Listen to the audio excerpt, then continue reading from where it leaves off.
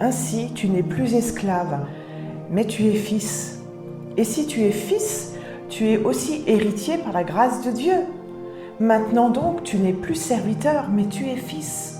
Quel privilège nous avons d'être fils et filles de Dieu.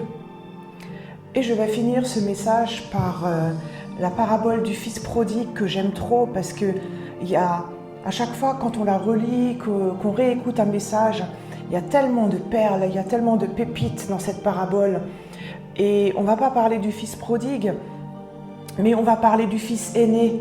Celui en fait qui était dehors dans les champs, qui était en train de trimer, de travailler, de cravacher. Et quand il revient à la maison du père, et quand il voit qu'en fait, on est en train de faire la fête pour son frère qui vient de revenir du monde, qui a dilapidé tout l'héritage de son père, là il se fâche, il ne comprend pas.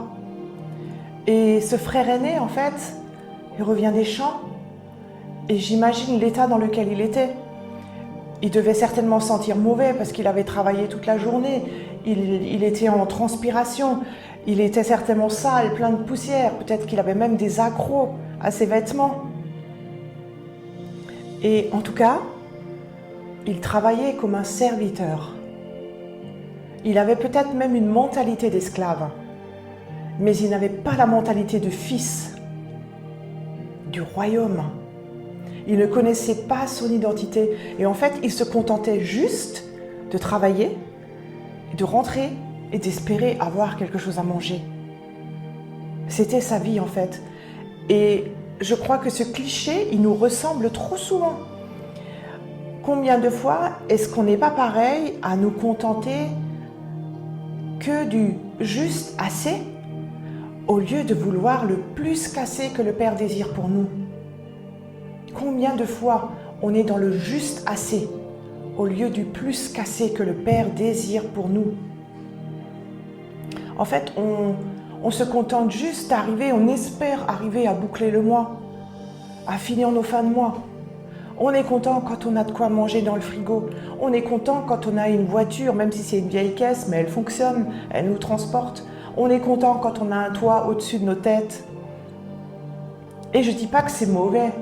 C'est pas mauvais parce qu'il y a des gens qui n'ont pas ça. Et sans parler de l'héritage de prospérité, mais nous, on est fils et filles de Dieu. Et on a le droit d'être dans le plus qu'assez. Et le plus qu'assez, c'est pas juste pour nous.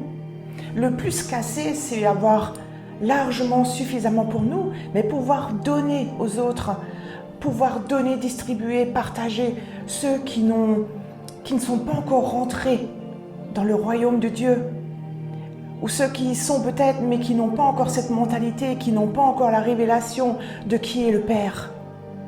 C'est ça le but d'être dans le plus qu'assez. Et c'est ça que nous devons rechercher. Ne plus avoir un statut de serviteur et connaître notre identité en tant que fils et filles de Dieu. Mais c'est vrai que le plus qu'assez, ça demande un pas de foi. Ça demande un lâcher prise. Ça demande d'avoir confiance. Ça demande de croire. Ça demande de s'emparer. Ça demande de se servir. Ça demande parfois de sauter dans le vide sans parachute. Parce qu'il y a le Père qui est là, qui tend les bras pour te rattraper. C'est tout ça que ça demande le plus qu'assez. Et pour cette année 2026, je vous propose tous ensemble de rentrer là-dedans. Parce que si nous sommes fils et filles de Dieu, on n'est pas fait pour vivre dehors dans le jardin ou pour trimer dans les champs. Mais on est fait pour rentrer dans la maison du Père. Et ce soir, le Père, il t'invite. Le Père, il t'invite à revenir à la maison.